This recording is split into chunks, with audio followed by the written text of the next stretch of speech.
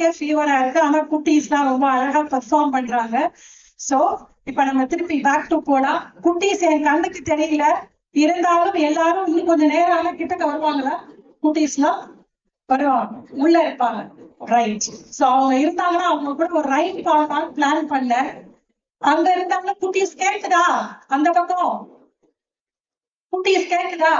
எல்லாரையும் அங்க இருந்தே பாட சொல்லுங்க. Twinkle twinkle little star. கேட்கல? Twinkle twinkle little star my teacher is a super star அப்படின்னு எல்லாம் சொல்லுங்க பார்க்கலாம். அங்கே எனக்கு கேட்கல. டீச்சர் கேட்குதா? அங்க எல்லாம் டென்ஷன்ல இருக்கிறாங்க மேக்கப் போட்டுட்டு நினைக்கிறேன். சரி, ரைட், ஓகே. இன்னும் ஒண்ணு சிம்பிளா சொல்லணும் அப்படின்னா, இன்னைக்கு ஹோம்ஒர்க் வந்து ரொம்ப டிஃபிகல்ட்டா இருக்கும். இன்னைக்கு ஹோம்ஒர்க் கொடுக்குற டீச்சர்ஸ் மேல எரிச்சலா இருக்கும். இவ்வளவு ஒர்க் கொடுக்குறாங்க, இவ்வளவு ஆக்டிவிட்டிஸ் கொடுக்குறாங்களே அப்படின்னு பள்ளிக்கூடத்து மேல, ஸ்டூடெண்ட்ஸ் மேல எல்லாருமே ஒரு எரிச்சல் வரும், ஸ்டூடெண்ட்ஸ்க்கும் பேரண்ட்ஸ்க்கும். ஆனா ஒண்ணு மட்டும் தெரிஞ்சுக்கோங்க, இன்னைக்கு இருக்கிற ஹோம்ஒர்க்கை நீ ஃபாலோ பண்ணினா நாளைக்கு அதிர்ஷ்டம், வெற்றி, உயர்வு அத்தனையும் உங்களை ஃபாலோ பண்ணும். ஆக ஹோம்ஒர்க்ங்கிறத டார்ச்சரா நினைக்க கூடாது. அதே பிள்ளைங்க சோர்ந்து வந்து என்ன இவ்வளவு ஹோம்ஒர்க் கொடுக்குது, இந்த ஸ்கூல்ல இருக்கிற டீச்சருங்களுக்கு எல்லாம் மனசாட்சியே இல்லை அப்படின்னு திட்டுறோம்ல, பேரண்ட்ஸ் உடனே திட்டக்கூடாது. அப்ப சொல்லணும், கண்ணை நீ கை வலிக்க வலிக்க நீ எழுதினாதான் ஃபியூச்சர்ல அம்மா மாதிரி கஷ்டப்படாம சூப்பரா நீ பெருமையான ஒரு போஸ்ட்ல வேலை செய்வ, இன்னைக்கு கை வலிக்க வலிக்க நீ வலிமையானவனாக மாறுவ அப்படிங்கிறத சொல்லணும். சோ இன்னும் ஒண்ணு எல்லாருக்கிட்டையும் நான் சொல்றது என்னன்னா, பெற்றோர்கள் ஆசிரியர்கள் இருவரும் ஒரு நாணயத்தின் இரண்டு பக்கங்கள் மாதிரி. பெற்றோர்களுக்கும் ஆசிரியர்களுக்கும் பெரிய வித்தியாசமே கிடையாது. இரண்டு பேருமே ஒரு சின்ன நூல் இழையில தான் வேறுபடுவாங்க. பெற்றோர்கள் குழந்தைகளினுடைய முதல் ஆசிரியர்கள், ஆசிரியர்கள் குழந்தைகளினுடைய இரண்டாவது பெற்றோர்கள். சோ இந்த குழந்தைகளுக்கு ஆசிரியர்கள் கண்டிப்பை அதிகமாகவும் கனிவை குறைவாகவும் கொடுப்பார்கள். பெற்றோர்கள் கனிவை அதிகமாகவும் கண்டிப்பை குறைவாகவும் கொடுப்பவர்கள்.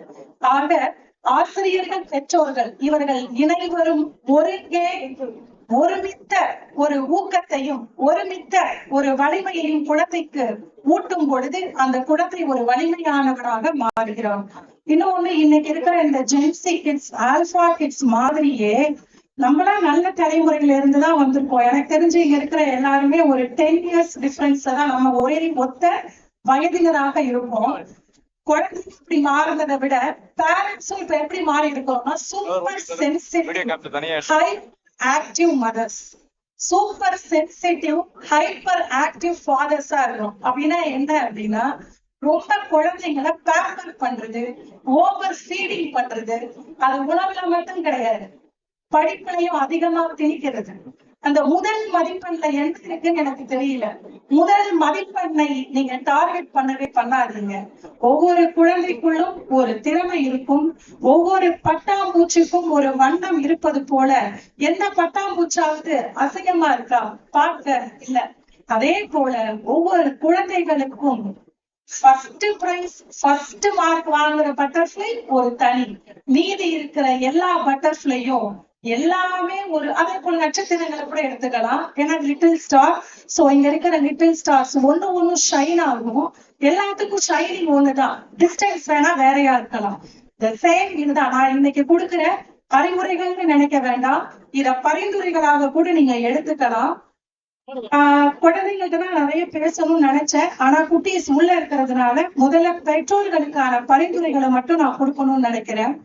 நான் எழுதிய தமிழ் கவிதையில் நான் கண்ட மிகச்சிறந்த 3 எழுத்து கவிதை அம்மா, அப்பா, ஆசான், பள்ளி, நம்ம வயசுக்கு பணம். இது எல்லாமே மிகச்சிறந்த வலிமையான கவிதையாகவும் எடுத்துக்கலாம். ஆற்றல் மிக்க ஒரு நபர், ஆற்றல் மிக்க ஒரு பொருள் தான் இந்த பள்ளிக்கூடம், கல்வி, பணம், இது அத்தனையும். சோ நாம் நேராக நிற்பதற்கு முதுகெலும்பு எப்படி ஒரு காரணமாக இருக்கிறதோ நாம் இந்த உலகத்தில் தலை நிமிர்ந்து நிற்பதற்கு நமது பெற்றோர்களும் பள்ளிக்கூடங்களும் ஆசிரியர்களும் தான் என்பதை நாம் ஒருபோதும் மறக்க கூடாது. இன்னொன்னு, உங்களுக்கு இது ஒரு மிகப்பெரிய வரப்பிரசாதம். நான் படிக்கிறப்ப, நான் ஜெயங்கொண்டம் ஃபாத்திமா ஸ்கூல்ல தான் நான் படிச்சேன். நாங்க படிக்கும் போது இங்க மொத்தமாவே ஒரு 4-5 பள்ளிக்கூடங்கள் தான் இருந்துச்சு. அன்றைக்கு காலகட்டத்துல எங்களுடைய பள்ளி மிக சிறந்த ஒரு பிளாட்ஃபார்மா எங்களை அமைச்சு கொடுத்தது. எங்க பள்ளியில் பயின்ற மாணவிகள் யாரும் சோரம் போகவில்லை. அனைவரும் மருத்துவர்களாக, ஆசிரியர்களாக, கலெக்டராக, இப்படி பலவிதமான தொழில் அதிபர்களாக அனைவரும் வெற்றியாளர்களாக வலம் வருகிறோம். சோ அங்கிருந்து வந்த ஒரு விதை இன்று ஆலமரமாக லிட்டில் ஸ்டார் ஸ்கூல் என்று உருவாகி இருக்கிறது. நீங்களும் சோரம் போகவில்லை. நீங்கள் அனைவரும் ஒரு விஷயத்தை மகிழ்ச்சியாக ஏற்றுக்கொள்ளலாம். நீங்கள் இப்பொழுதே வெற்றியாளர்கள் தான், பெற்றோர்கள். காரணம், உங்கள் குழந்தையில் சாதிப்பான் என்பதில், சாதனை புரிவார்கள் என்பதில் ஒரு துளி சந்தேகமும் இல்லை. சோ இது உங்களுக்கு ஒரு மிகப்பெரிய வரப்பிரசாதம். இவ்வளவு கிராமப்புறத்தை சுற்றி இருக்கிற அந்த கிராமப்புற மக்களுக்கு இவ்வளவு அருமையான கலைகளை உங்கள் பள்ளிக்கூடங்களிலே நாங்க படிக்கும் போது தனித்தனி போய் கத்துக்கணும். வெளியில கராத்தே தனியா, டான்ஸ் கிளாஸ் தனியா, பாட்டு கிளாஸ் தனியா, எதுவுமே விருப்பம் இருக்கிறவங்க கத்துப்பாங்க, இல்லாதவங்க வாய்ப்பு இல்லை. ஆனா உங்களுக்கு உங்கள் பள்ளியில் உங்களுக்கு வாய்ப்பு வழங்கப்பட்டு உங்கள் குழந்தைகள் பலவிதமான நட்சத்திர கலைஞர்களாக, அறிஞர்களாக வெளியே வரப்போகிறார்கள் என்பதில் துளி கூட ஆச்சரியம் இல்லை, சந்தேகமும் இல்லை. இந்த பரிந்துரைகள் சொன்னல, அதை மட்டும் நான் சுருக்கி பேசிட்டு கிளம்பிடுறேன். ஆசிரியர்களுக்கு ஒரு பாராட்டு, பள்ளிக்கூடத்துக்கு ஒரு பாராட்டியே ஆகணும். என் நினைவில் இருக்கும் பள்ளி பருவ நினைவுகளில் பாதிக்கு மேல் இருப்பது என் ஆசிரியர்களின் நினைவுகள் தான். எனக்கு மட்டும் இல்ல, நான் படிக்கிற இந்த ஒவ்வொரு லைனும் உங்க மனசுக்கும் உண்மையா தோணும். கூர்ந்து கவனிச்சீங்கன்னா, என் நினைவில் இருக்கும் பள்ளி பருவ நினைவுகளில் பாதிக்கு மேல் இருப்பது என் ஆசிரியர்களின் நினைவுகள் மட்டுமே. காலம் கடந்தும் பள்ளி நினைவுகள் மறக்காமல் இருப்பதற்கு முட்டி போட வைத்த ஆசிரியர்கள், குட்டு வைத்த ஆசான்கள், நம் அறிவு கலைகளை, திறமைகளை வெளிக்கொணர்ந்த, அம்மா அப்பாவுக்கு கூட தெரியாது, ஆனா அவர்கள் வெளிக்கொணர்ந்த அந்த சாணக்கியர்களால் மட்டும்தான் இந்த பள்ளி பருவ நினைவுகள் இன்றும் நமக்கு மறக்காமல் இருக்கிறது.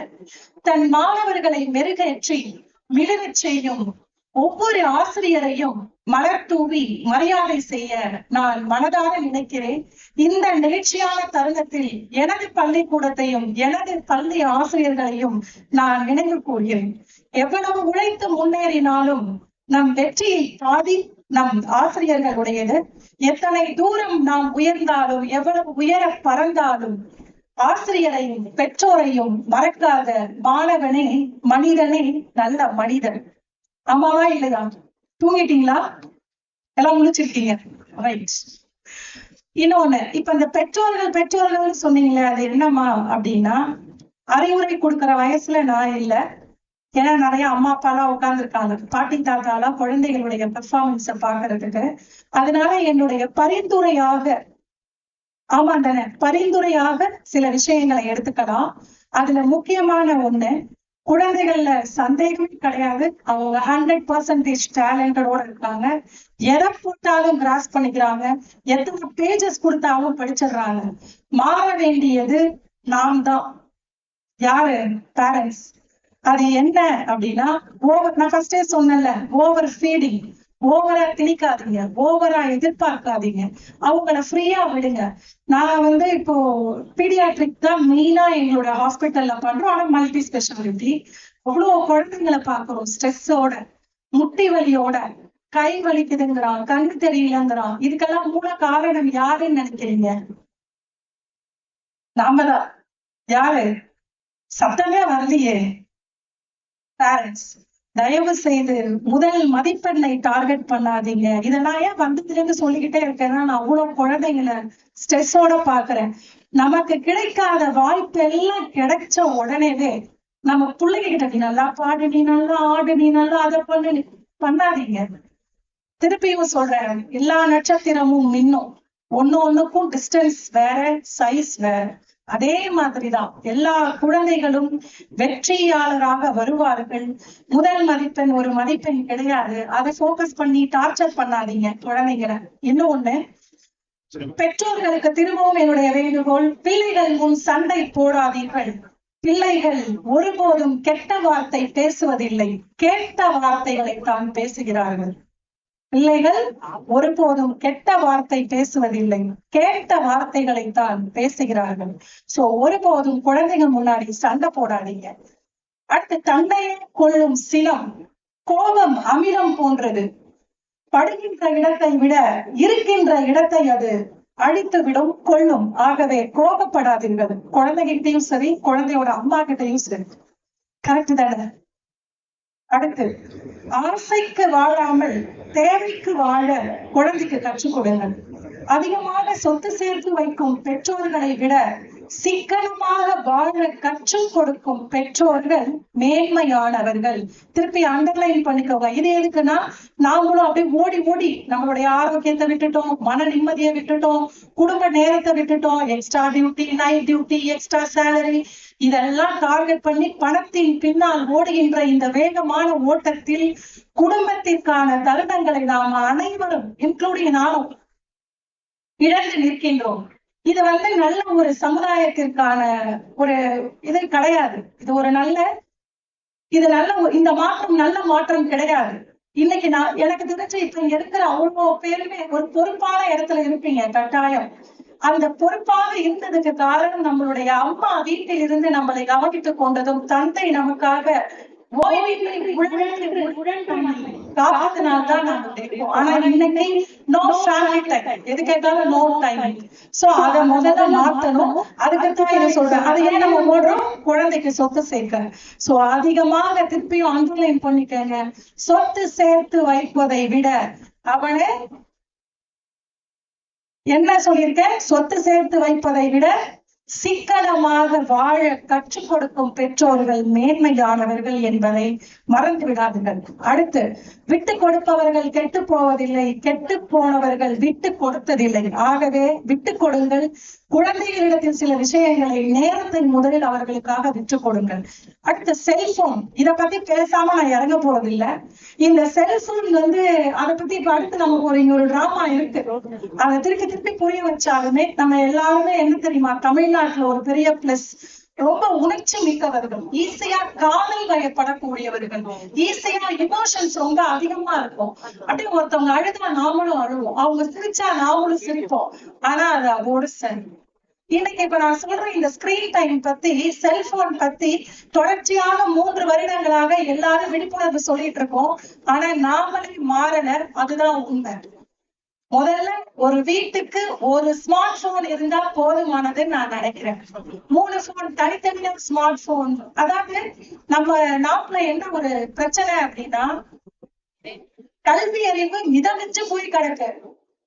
வள்ளுவர் நான் சொன்ன மாதிரி ஆனா சொன்னால அத நம்ம பண்ணல.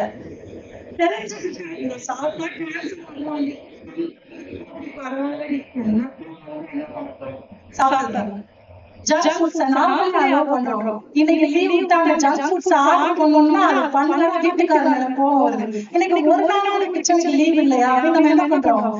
இமிடியேட்டா ஸ்விக்கி, சொமேட்டோ, ஆமாமா இல்லையா?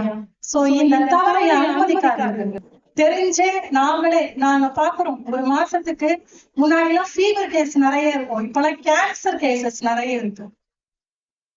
நம்மளை விட நமக்கெல்லாம் தாத்தா பாட்டிக்குதான் கண்ணு தெரியாம போச்சு. இப்பெல்லாம் குட்டீஸே கண்ணாடி போட்டுட்டு வருது. அப்பெல்லாம் கேன்சர் பெரியவங்களுக்கு சும்மா ஒரு ஊர்ல 2 பேருக்கு தான் இருக்கும். இன்னைக்கு தெருவுல 10 பேருக்கு இருக்கு. இதெல்லாம் என்ன காரணம் அப்படின்னு நினைக்கிறீங்க? தவறான சமூக மாற்றம், தவறாக புரிஞ்சுக்கிறது. நானே இப்போ ஒரு பேஷண்ட் என்கிட்ட வராங்கன்னு வச்சுக்கோங்களேன், மேடம் சர்க்கரை நல்லதா, சாப்பிடக்கூடாதுமா. நாட்டு சர்க்கரை நல்லதுமா. அப்ப நாட்டு சர்க்கரை நிறைய சாப்பிடுறது. நாட்டு சர்க்கரை என்ன, அதுவும் சர்க்கரை தானே. எண்ணெய் இதெல்லாம் பயன்படுத்தாதீங்க. கோல்ட் வினர் போகாதீங்க. இந்த மாதிரி சூரியகாந்தி எண்ணெய், ப்ராசஸ்டு ரீஃபைண்ட் ஆயில் போகாதீங்க. அப்ப நான் எந்த எண்ணெய் தான் நல்ல எண்ணெய்? நல்லெண்ணெய் நல்லதுமா, உடனே நல்லெண்ணெய் நிறைய ஊத்துறது. சோ இந்த மாதிரி எங்களால முடியல, டயர்டாகி போய்தான் இருக்கும். எஜுகேட் பண்ணி பண்ணி நான் ஃபெயில் ஆயிடுறேன். பேஷண்ட் சக்சஸ், என்ன சக்சஸ்? அதே தப்பா அப்படியே பண்ணிட்டு இருக்காங்க. சோ இந்த சமூக மாற்றம் எங்கிருந்து ஆரம்பிக்கணும்? இங்க இப்ப எதுக்காக சொல்ல வந்த செல்போன், தயவு செய்து பேரண்ட்ஸ் ஒரு வீட்டுக்கு ஒரு ஸ்மார்ட் போன் போதும். எந்த விதமான பிசினஸ்ல இருந்தாலும் சரி, எவ்வளவு சுந்தர் பிச்சை இருக்காருல்ல, கூகுள், ஆமாவா இல்லையா? கூகுளோட சுந்தர் பிச்சை தெரியும்ல, அவரோட வீட்டுல செல்போன் கிடையாது, ஸ்மார்ட் போன் யூஸ் பண்ணவே மாட்டாங்க. அவரோட பெட்ரூம்குள்ள எந்த போனும் போகாதான்.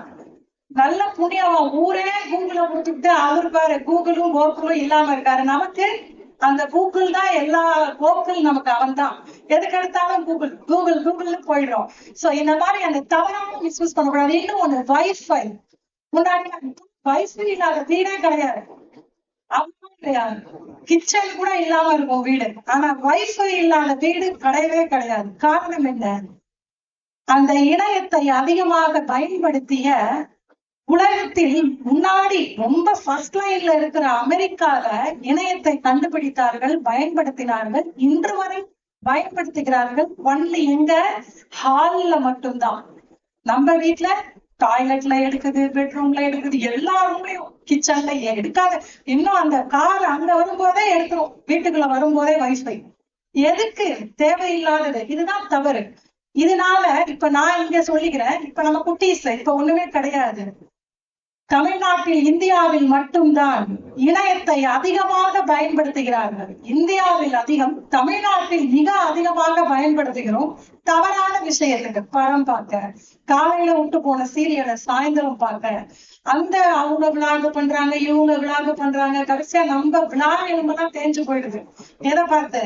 விளாக பார்த்து, இப்படி உட்காந்து பார்த்து, இப்படி உட்காந்து பார்த்து, பல பொசிஷன்ல எல்லா யூடியூப் விளாகையும் சர்ச் பண்ணி முடிக்கிறதுக்குள்ள மணி 12 ஆயிடுது. அப்புறம் எங்கிட்ட அம்மா சமைக்கிறது, அப்புறம் எங்கிட்ட காலைல எழுந்துட்டு பிள்ளைய ஸ்கூலுக்கு கரெக்டா அனுப்புறது. சோ கைட்லி இன்னைக்கு உங்களை மீட் பண்றதுக்கு தான் நான் வந்தேன். குட்டீஸை விட தயவு செய்து செல்போன் டைம், அதை விட அப்பாஸ் எல்லாம் ரொம்ப ஸ்மார்ட். நேரா இங்க உட்காந்தா என் ஒய்ஃப் திட்டுவா, ஆனா ஒய்ஃப் பார்ப்பாங்க. ஆனா ஒய்ஃபுக்கு முன்னாடி எந்த வீட்டுக்காரும் பார்க்க முடியாது. அதனால அந்த ஹஸ்பண்ட் என்ன பண்ணுவாங்க, டாய்லெட்ல போய் 1 hour உட்காந்து பாக்குறது, குளிக்கிறது 2 நிமிஷம், மீதி இருக்கிற 52 நிமிஷமும் என்ன பண்ணுவாங்க? 55 நிமிஷமும் செல்போன் தான். என்னது? இதே பிளாக் தான். தயவு செய்து நிறுத்துங்க. இன்னொன்னு, குடும்பத்தோட டிவி பார்க்க அமருங்கள். அந்த டிவிக்காக வாரத்திற்கு நம்ம பழக்கத்துக்கு போக முடியலனாலும் ஒரு நாளைக்கு அரை மணி நேரம், 1 மணி நேரம் என்று ஒதுக்குங்கள். குழந்தைகளுக்கு டெய்லி செய்தி சேனல்களை போட்டு காமிங்க. தயவு செய்து இந்த யூடியூப், இன்ஸ்டாகிராம் இதெல்லாம் கொஞ்சம் வெளிக்க வாங்க. இன்னைக்கு நான் என்னமா நீ தான் என்ன ஒண்ணும் பண்ண மாட்டீங்கன்னு நான் இங்க சத்தியம் பண்ணி சொல்றேன். என்னோட செல்போன்ல இந்த ஆர்குட் ஆரம்பிச்ச காலத்துல இருந்து இன்னைக்கு வரைக்கும் எனக்கு எந்த மீடியா அக்கௌண்ட்டும் கிடையாது. Only bank account. என்கிட்ட நோ இன்ஸ்டாகிராம், பேஸ்புக் எதுவுமே கிடையாது. எல்லாம் சைலண்டாவே இருக்கீங்க. தூங்கிட்டீங்களா? ஒண்ணு கை கட்டல, எதுவுமே இல்லையே. நான் சினிமா பார்க்க மாட்டேன், டிவி பார்க்க மாட்டேன். அதிகமாக நான் பார்த்தேன்னா நீயா நானா இல்ல பேச்சாளர்களுடைய அரசியல் நிகழ்வுகளை, சினிமா நிகழ்வுகள் லைட்டா போர் அடிக்கும் போது. ஆனா நம்ம வீட்டுல எல்லாருமே சினிமாவை அதிகமாக பார்க்கிற வீட்டில் குழந்தைகிட்ட உனக்கு பிடிச்ச ஹீரோ யாருன்னு கேளுங்கள, கமல், ரஜினி, அஜித், விஜய், தனுஷ், சிவகார்த்தி இதெல்லாம் சொல்றாங்கல்ல. இப்ப வேற பிரதீப் சார் வேற, அவங்க எல்லாம் சொல்றாங்க. ஆனா இந்த அலைய பாட்டுக்கெல்லாம் குழந்தைங்க ஆடும்போது என் மனசெல்லாம் ஆடுது. ஏன் அப்படின்னா, நாங்கெல்லாம் இன்னைக்கு வரைக்கும் சின்னஞ்சிறு கிளியே பாரதியார் பாட்டு காலையில எஞ்சி கிச்சன்ல வேலை செய்வேன்.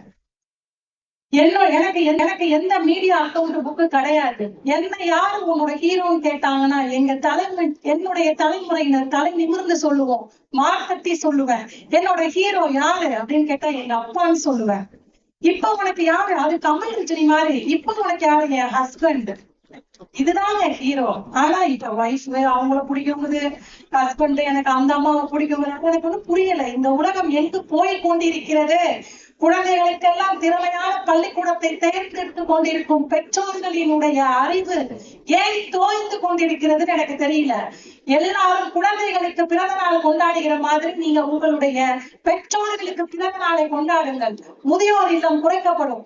நீங்க உங்க அம்மா அப்பாவினுடைய பிறந்த நாளை கொண்டாடணும். யாரு? நம்ம தலைமுறையினர். தாத்தா பாட்டியோட பர்த்டே கிராண்டா செலிப்ரேட் பண்ணுங்க. அதை பார்த்து உங்க குழந்தை உங்களுக்கு பர்த்டே செலிப்ரேட் பண்ணும். ஆமாவா இல்லையா? நாங்களே என்ன பண்றோம்? அம்மா அப்பாவை ரிஜெக்ட் பண்ணிட்டு பிள்ளைக்கு பர்த்டேவை பயங்கரமா செலிப்ரேட் பண்ணுவோம். அம்மா அப்பாவினுடைய நானும் சரி, குட்டியா இருக்கிறவங்களும் சரி, நீங்களும் சரி, நம்ம தான் இன்னைக்கு நீங்க எடுத்துட்டு போற மெசேஜ், கைண்ட்லி உங்க செல்போனை நீங்க அவாய்ட் பண்ணணும். இந்த குழந்தைங்க நெக்ஸ்ட் டைம் நெக்ஸ்ட் ஆனுவல் டேக்கு நான் சும்மாவாவது வருவேன், யாரும் உங்க வீட்டுல ஹீரோன்னு கேட்டா அம்மா அப்பா பேரை சொல்ற மாதிரி வச்சிருக்கோம். என் குழந்தை சொல்றான் என்கிட்ட, நீதாமா ரொம்ப அழகா இருக்க, எனக்கே வெக்கமா இருக்கும், ஏன்டா அப்படி போய் சொல்றேன் அப்படின்னு. அதுக்கு காரணம் என்னன்னா, நான் டிவி பார்க்க விடுறது இல்ல, செல்போன் பார்க்க. அங்க யாராவது பார்த்தாதான் அவன் எனக்கு இல்லைன்னு சொல்லி த்ரிஷா, நயன்தாரா, அப்புறம் அவங்க ஹீரோயின் இவங்களெல்லாம் பார்த்துட்டா அவன் என்ன அழகா இருக்குன்னு சொல்லுவானா? சொல்ல மாட்டான். அதுக்கு சொல்றேன், டிவி டைம் குறைங்க, குழந்தைங்களோட டைம் ஸ்பெண்ட் பண்ணுங்க. ஈவினிங் சீரியலை முதல்ல நிறுத்துங்க. பழையபடி சாயந்தரம் ஆனா 5:30 இருந்து 6:30 மணிக்கு எல்லாம் ஒரு மயக்கமா உட்காந்துருக்கும் சீரியல் டைம் ஆரம்பிக்கிறதுக்கு. அதை நிறுத்துங்க. எல்லாரும் ஈவினிங் வாசல் படியில் வந்து குழந்தைகளை விளையாட விட்டு அமர்ந்திருங்கள். நீங்க தான் அவங்களுக்கு பாதுகாப்பு. இப்ப நம்மளாவே எல்லாரும் வீட்டெல்லாம் கூட்டிட்டு முன்னாடி மாதிரி எங்க இருக்கு, காலம் கெட்டு போய் கிடக்கு, எதுவும் கேட்கல. அது எந்த காலம்? நம்ம காலம் தானே. நம்ம காலத்துல இருக்கு. தெருக்கல்ல இருக்கிற அத்தனை வீட்டு வாசல் கதவுகளும் உடனே கொசு உள்ள வந்துருமான்னு சில பேர் மைண்ட் வாய்ஸ் கேக்குது. மெஷ போட்டுட்டு நீங்க வெளியில வரலாம். மார்ச் பாஸ்ட் மெத்தட்லயும் நீங்க நின்று விளையாடலாம். வாக்கிங் போங்க. குழந்தைகளோட நேரத்தை செலவு பண்ணுங்க. ஸ்கிரீன் டைம் குறைங்க. இதுதான் எனக்கு முக்கியமான மெசேஜ். காரணம், இந்த போர்வைக்குள் எரிகின்ற இந்த மெல்லிய அலைபேசியின் விளக்குகளினால், வெளிச்சத்தினால் பல குடும்பங்கள் இருளில் மூழ்கி கொண்டிருக்கின்றது. அதுதான் உண்மை.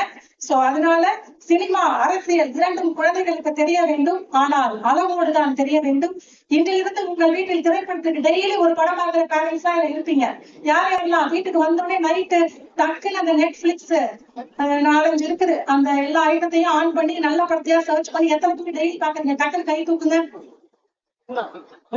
எதுக்கு பப்ளிக்கா அவமானப்பட்டு கொஞ்சம் எல்லாருமே பார்ப்போம், அப்படித்தானே? சரி, ரைட். இனிமே அதை நிறுத்துங்க. குழந்தைகளோட இந்த டைமை ஸ்பெண்ட் பண்றதுக்கு முயற்சி பண்ணுங்க. அடுத்து, இந்த மீடியா மோகத்தினால் இன்று பல பேரின் வாழ்க்கை கேள்விக்குறியாகிறது. என்று தள்ளும் இந்த மீடியா மோகம் அப்படின்னு நான் ஒரு பாட்டு எடுத்துட்டு நான் விடைபெறுகிறேன். கருத்து சுதந்திரம், இன்னொன்னு கருத்து சுதந்திரம், பேச்சு உரிமை இருக்குங்கிறதுக்காக இன்னைக்கு நான் பாக்குறேன் இந்த யூடியூப்ல அப்பப்ப வந்துட்டு போறதுல பாத்தீங்கன்னா எல்லாரும் சகட்டு மேடிக்கு மோடியை 2 பேரும் திட்டுறாங்க, ஸ்டாலின் சார் 2 பேரும் திட்டுறாங்க. நானே தப்பா சொல்றேன், மோடிஜி, ஸ்டாலின் சார், சீமான் சார். அரசியல் பேசக்கூடாது. ஆனா இந்த இடத்துல ஏன் சொல்ல வரேன் அப்படின்னா, அரசியல் எனக்கு பிடிக்கவில்லை என்றால் நாம் விலகி கொள்ளலாம். ஆனால் எந்த ஒரு வயதிற்கு வந்த ஒரு நபரை, ஒரு சாதனை, ஒரு டெடிகேஷன் இல்லாம ஒரு சாதனை பண்ணாம ஒரு நபர் முடியாது. குழந்தைகளுக்கு சொல்லிக் கொடுங்கள், யாரையுமே நாம கடித்துக் கொள்ளக்கூடாது. கேவலமான முறையில் அவர்களை வர்ணித்து அதை நான் ரொம்ப இப்ப நான் நோட் பண்ணிட்டு வரேன். ரொம்ப பாவமா இருக்கு. சீமான் சாரினுடைய நிறைய கருத்துக்கள், நான் சீமான் கட்சி தான் இல்ல அப்படி நினைச்சிடாதீங்க. நான் எந்த அரசியல் கட்சிக்கும் சொல்லல. சீமான் சாரை பத்தி கிரிட்டிசைஸ் பண்றது, மோடி சார் பத்தி, அப்ப எல்லாரும் வந்து பாத்தீங்கன்னா நிறைய கமெண்ட் கேவலமா அவங்க லேடி மாதிரி மேக்கப் போட்டு அந்த மாதிரி இணையத்தில் விளையாடுகிற பெற்றோர்கள் இங்க இருந்தால் இன்றிலிருந்து அதை நிறுத்திக் கொள்ளுங்கள். நமது குழந்தைக்கும் திட்டுகின்ற எதிரியை கூட மரியாதையாக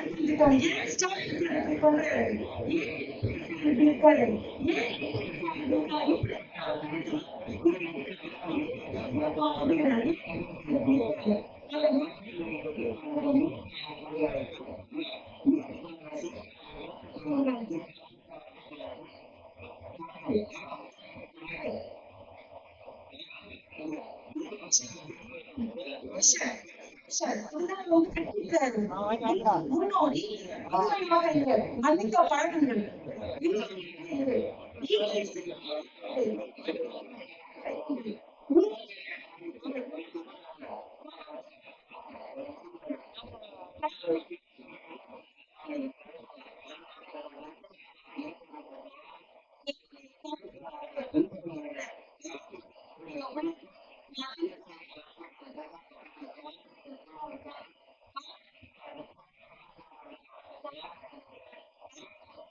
சோ